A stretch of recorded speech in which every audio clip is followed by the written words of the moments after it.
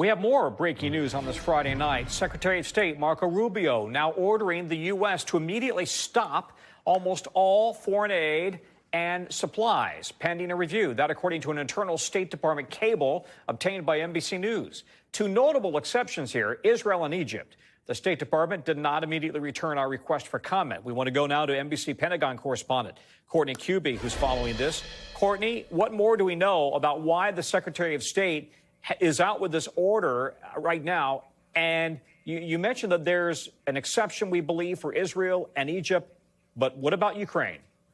Yeah, so one thing is very clear in this order, and it is coming directly from the top. This is one of the executive orders that President Trump signed literally in his first hours after being inaugurated this week. And it was this idea that the U.S. would halt, temporarily at least, all foreign aid grants and not grant any new ones for a period of 90 days. Now, this, as I said, it's coming directly from President Donald Trump, but we're learning a little bit more about it today. The way that now Secretary of State Marco Rubio has implemented this to the State Department force around the world is by saying that there would be exceptions for, as you said, specifically military financing. So foreign military sales and financing for Egypt and Israel. And then there's also an exception for humanitarian emergencies. So that means that if you have a location where there is humanitarian aid, emergency disaster aid going to a place, that will continue in some cases. And in addition to that, Tom, the salaries of the people who will be distributing that,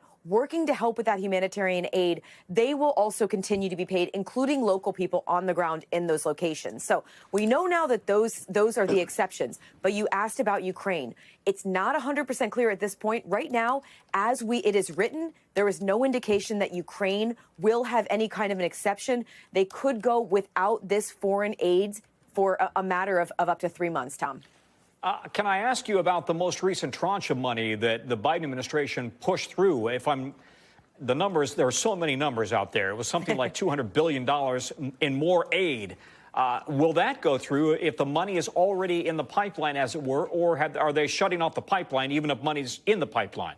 So it's going to depend on where in that pipeline it is, frankly, which is just to make it all the more confusing. So some of the money has already gone forward, but it's not clear what happens. As it is written right now, everything is literally paused where it is. So if that ends up being implemented literally to the letter, then it's possible that not all that money will end up even going to Ukraine. But again, we're still asking questions, trying to figure out exactly how this will manifest for each of these specific situations, Tom. As of now, okay, I got to say, it looks like it's getting halted. It's getting halted. All right, Courtney Cubie at the Pentagon. Thank you, Courtney. Thanks for watching. Stay updated about breaking news and top stories on the NBC News app or follow us on social media.